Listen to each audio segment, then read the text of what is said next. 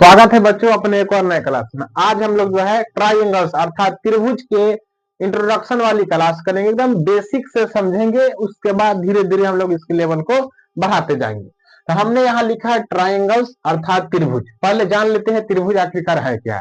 त्रिभुज ट्राइंगल्स मतलब कि ट्राई मतलब होता है तीन, एंगल्स मतलब कोण, यानी कि तीन जो कोण बने, तीन जो कोण बनाए वो जो आकृति होता है त्रिभुज का होता है। इसी के बारे में आज हम लोग डीपली से एकदम बेसिक से समझने का प्रयास करते हैं। तो वीडियो को लास्ट तक बने रहे। लास्ट में आपके लिए कुछ रखा गया है, बताया गया है, आपके लिए कुछ हम सुनाएंगे, तो उसको भी देखिएगा। चलिए ट्राइंगल अर्थात त्रिभुज के बारे में जान लेते हैं। त्रिभुज ट्राइंगल यानी कि तीन सरल रेखाओं से घिरे हुए समतल आकृति को त्रिभुज कहते हैं।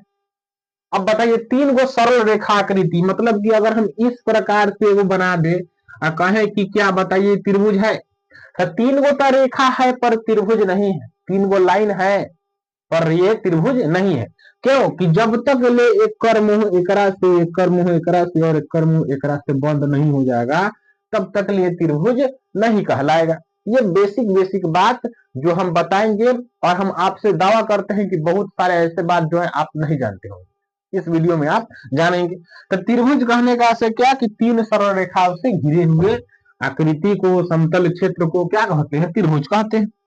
अब देखिए त्रिभुज जो है, त्रिभुज इसमें कुछ मेन बात होता है, इसको हम लिख देते हैं, उसको ध्यान रखना है। त्रिभुज, त्रिभुज में, त्रिभुज में तीन भुजा होते हैं। ये कहिएगा क्या सर बता रहे हैं तीन भुजा होते हैं, हमको तो पता ही है कि तीन भुजा होते हैं। अरे यार रुकिए, आगे है बहुत कुछ आपके लिए। त्रिभुज में तीन भुजा होते हैं, तीन भुजा होते हैं। और एक और बात, अगर आप जो है सीबीएसई बोर्ड के अगर कोई बच्चे हैं, तो हमारे यहाँ जो है पढ़ने वाला ज्यादातर बच्चे बिहार बोर्ड का है यानी सरकारी बोर्ड का है, तो हम जो है ज्यादा उनकी तरफ फोकस करते हैं क्योंकि उनकी एग्जाम सामने है। तो आप जो है थोड़ा कोऑपरेट कर सकते हैं और आप खुद इंग्लिश में क्या कर सकते हैं, ट्रांसलेट कर सकते हैं, क्योंकि ज्यादातर तो कुछ है नहीं। अब मान लीजिए कहीं तीन लिखे हैं तो ऐसे थोड़ा नहीं इंग्लिश में थ्री लिखेंगे, तीन ही लिखिएगा उसको, भले वहां पर थ्री पढ़ेंगे। देखिए इसमें कितने भुजा होते हैं, तीन भुजा होते हैं त्रिभुज में, तीन भुजा होते हैं, ठीक। मतलब कि तीन गो भुजा, एक भुजा ये है। अब इसके लिए क्या करते हैं, नाम दे देते हैं। चलिए ये कौन ए है, मतलब इस ए को कहते हैं, इसको कह रहे हैं बी हम लोग, और इसको कह रहे हैं सी। ये जो है ना हमारा त्रिभुज का शीर्ष है, शीर्ष माथा कोना कोनी, एक यहाँ पर, दूसरा यहाँ, तीसरा यहाँ। अगर बताइए कि त्रिभुज में तीन भुजा होते हैं तो कौन कौन भुजा है, एगो है ए बी, दूसरा है बी सी, और तीसरा है ए सी। ये तीन गो भुजा है। और एक और बात आप लोग जानते होंगे कि त्रिभुज के तीनों कोनों का योग कितना डिग्री होता है, 180 डिग्री होता है। भली भांति आपको पता होगा, इस बात को भी लिख लेते हैं कि तीनों कोनों का योग, तीनों कोनों का योग, कोनों का योग 180 डिग्री होता है, 180 डिग्री होता है। इसके तीन को जो कोण है, तीनों कोनों का योग कितना डिग्री होता है, 180 डिग्री होता है। अब बताइए इस प्रश्न मतलब यहाँ तक जो बताएं कुछ दिक्कत है नहीं, तीन को भुजा होता है और तीनों कोण का मान 180 डिग्री होता है। अब कौन कौन कोण है, तो एगो कोण ए है, दूसरा कोण बी है, और तीसरा कोण क्या है, सी है। एगो कोण ए, दूसरा कोण बी, और तीसरा कोण सी है। कुछ इसमें लग रहा है कि हाँ ऐसा जो है कि नहीं समझ में, एकदम समझ में आएगा। कोण ए, कोण बी, और ये अपना कोण सी है। अब देखिएगा इस भुजा के बारे में यहाँ पर क्या लिख सकते हैं। मान लीजिए कुछ बात जानते हैं, कोण है तो कोण कैसे लिखे। सबसे पहले ए के बारे में बात करते हैं। यहाँ हम कहें कि यहाँ ए पर कोण बन रहा है, तो हम इसको कैसे लिखेंगे कि ए है। हमें कहीं बताने के लिए कहेगा कि बताइए इस त्रिभुज में ए पर कोण बन रहा है, तो इसको किस प्रकार से बताए, किस प्रकार से लिख सकते हैं। तो देखिएगा जब भी हमें कोण का साइन दिखाना होता है ना, एंगल बताना रहता है, कोण बताना रहता है, तो हम डिनोट करते हैं इस प्रकार से, कोण को सूचित करते हैं कि ये कोण है। अगर कोण ए बन रहा है ना, तो हम लोग इसको किस किस के रूप में लिख सकते हैं, मतलब किस किस प्रकार से लिख सकते हैं।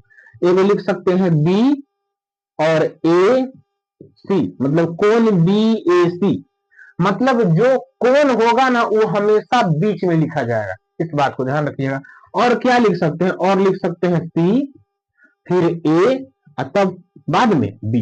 मतलब अगर कोण ए को लिखना होगा ना तो हम लोग लिख सकते हैं कोण बी ए सी, कोण सी ए बी, ये हम लोग क्या कर सकते हैं, लिख सकते हैं। समझ में है?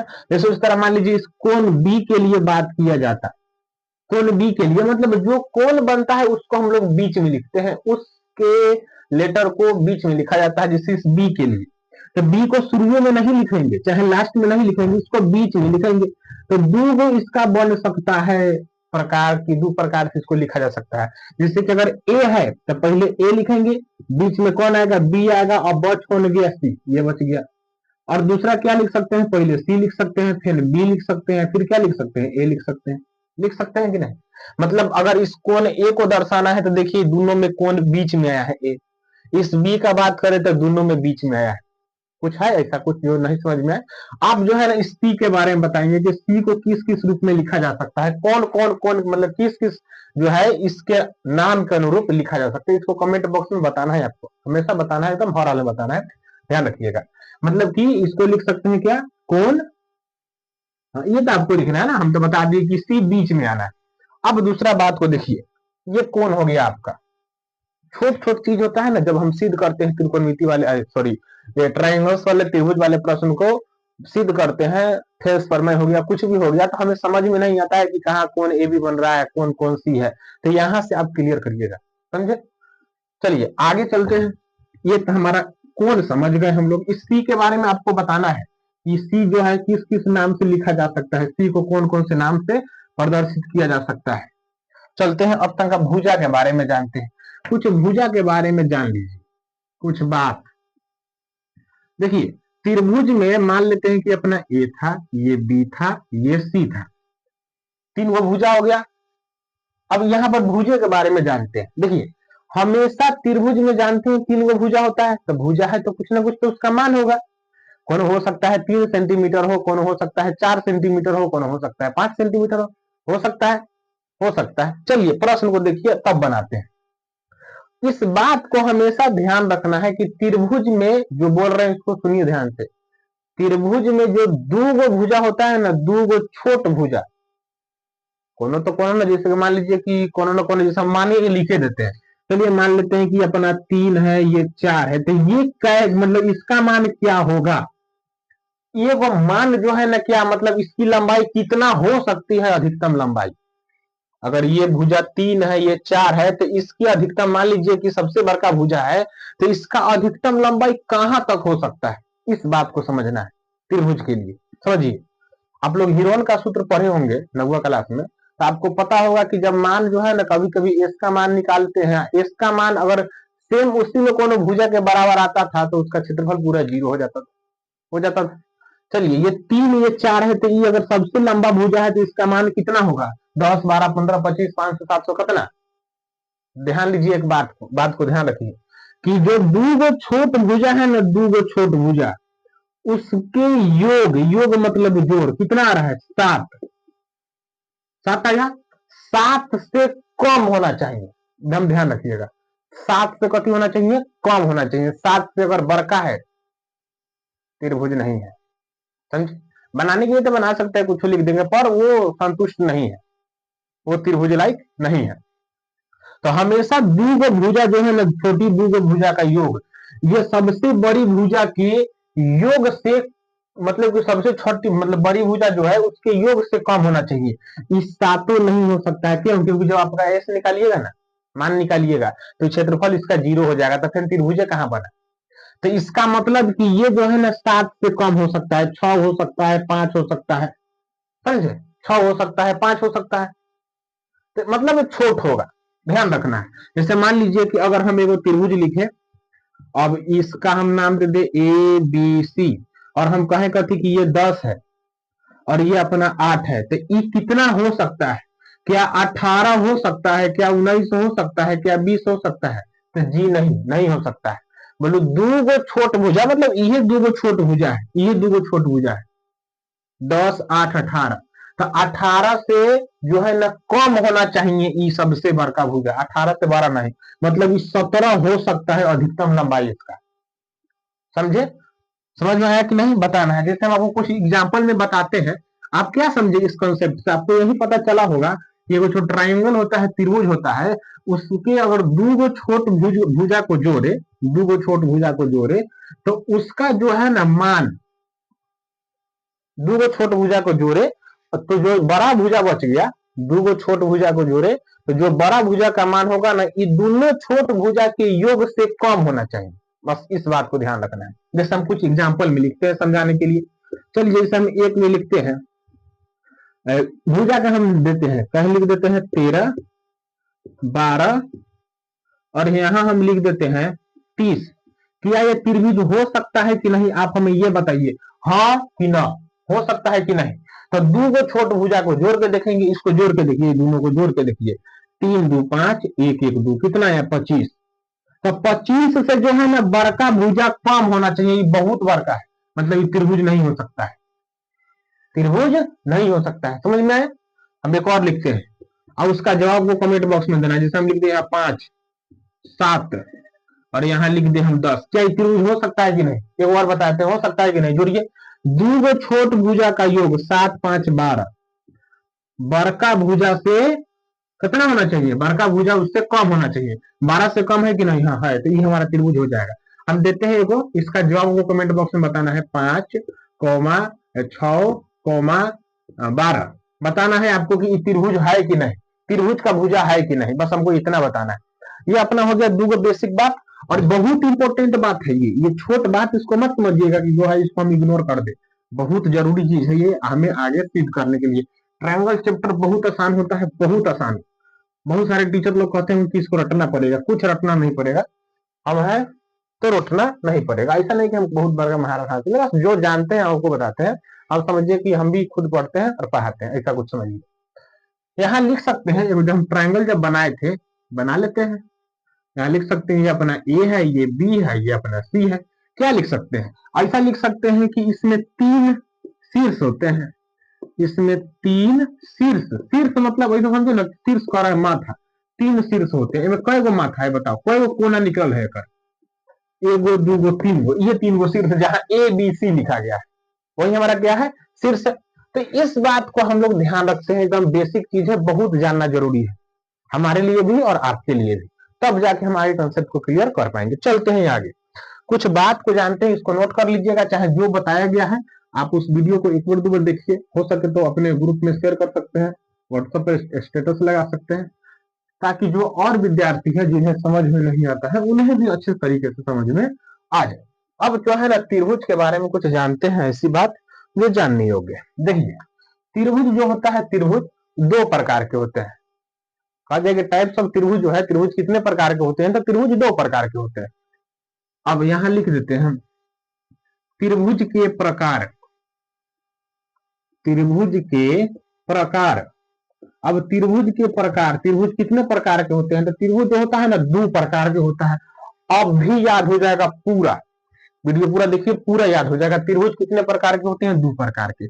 एक होता है किसके आधार पर, एक होता है कोण के आधार पर, कोण के आधार पर, मतलब एंगल जो होता है ना उस पर हम डिसाइड करते हैं, बेस ऑफ एंगल, मतलब कि जो एंगल है उसके ऊपर डिसाइड होता है कि जो है इसका आधार कोण का, मतलब कि कोण के रूप में हम बात करते हैं कि त्रिभुज कई प्रकार के। दूसरा होता है भुजा, भुजा के मतलब साइड के, भुजा के आधार पर, भुजा के आधार पर, मतलब जो त्रिभुज होता है कितने प्रकार से उसको हम लोग पढ़ते हैं, बांट के 2 प्रकार से पढ़ते हैं।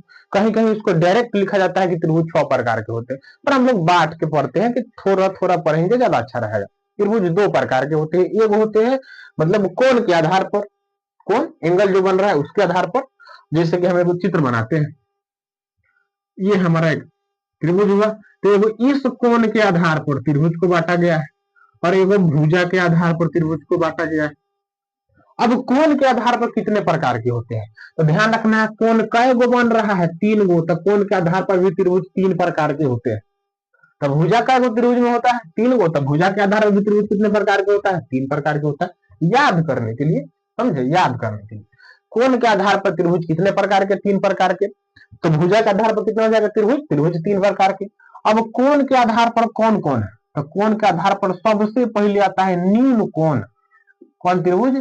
न्यून कोण त्रिभुज, न्यून कोण त्रिभुज। दूसरा क्या होता है? दूसरा होता है समकोण त्रिभुज, समकोण त्रिभुज। और तीसरा क्या होता है? तीसरा का नाम है अधिक कोण त्रिभुज। बताइए क्या होता है तीसरा का नाम? अधिक कोण त्रिभुज। अब इससे हमें समझना है न्यून कोण, समकोण, अधिक कोण क्या? न्यून कोण, समकोण, अधिक कोण क्या? तो न्यून कोण के बारे में ध्यान रखिएगा कि न्यून कोण जो होता है ना, वैसा कोण जो 0 डिग्री से तो बड़ा हो। कितना ध्यान रखना, न्यून कहने का अर्थ है कम के बात हो रहा है, कम चीज, न्यून कम, मतलब कि 0 डिग्री से अधिक, 0 डिग्री से अधिक।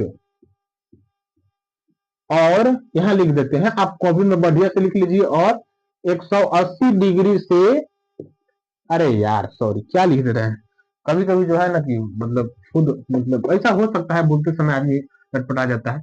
0 डिग्री से अधिक और 90 डिग्री से कम का कोण, कम का कोण,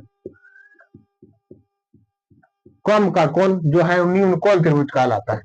मतलब 0 डिग्री से अधिक होगा, मतलब जैसे कि लिख सकते हैं 0 डिग्री से अधिक 1 degree, 2 degree, 10 degree, 15 degree, 20 degree, 45 degree, 60 degree, 80 degree, और यहाँ पर एक लिख देते हैं कितना, 89 डिग्री, 89 डिग्री। ये सब जो त्रिभुज है ना, ये सब कोण हमारा न्यून कोण त्रिभुज है। मतलब 90 डिग्री से कम है कि नहीं है, तो ये सब न्यून कोण, समझे? मतलब 0 डिग्री से अधिक और 90 डिग्री से कम का कोण क्या कहलाता है? न्यून कोण त्रिभुज कहलाता है। अब चलते हैं दूसरे बात पर। दूसरा क्या है? दूसरा है समकोण त्रिभुज। समकोण त्रिभुज, समकोण त्रिभुज किसे कहते हैं?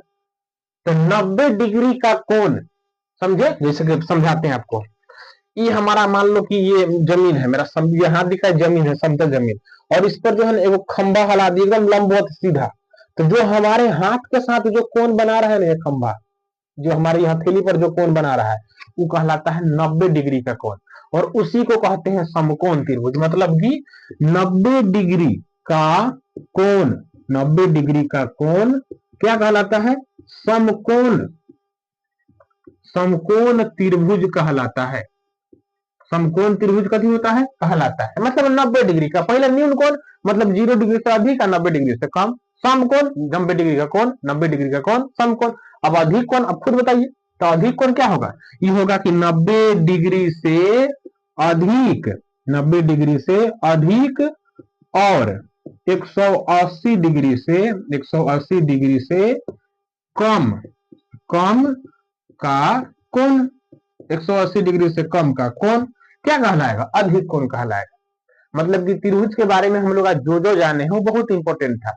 कोण के आधार पर त्रिभुज 3 प्रकार के होते हैं। कौन कौन? एक होता है न्यून कोण, समकोण और अधिक कोण। न्यून कोण किससे कहते हैं? तो 0 डिग्री से अधिक और 90 डिग्री से कम का कोण न्यून कोण। अब न्यून कोण और समकोण मतलब 90 डिग्री का कोण समकोण, और अधिक कोण तो 90 डिग्री से अधिक है, 180 डिग्री से कम, समकोण सॉरी अधिक कोण त्रिभुज कहला जाएगा।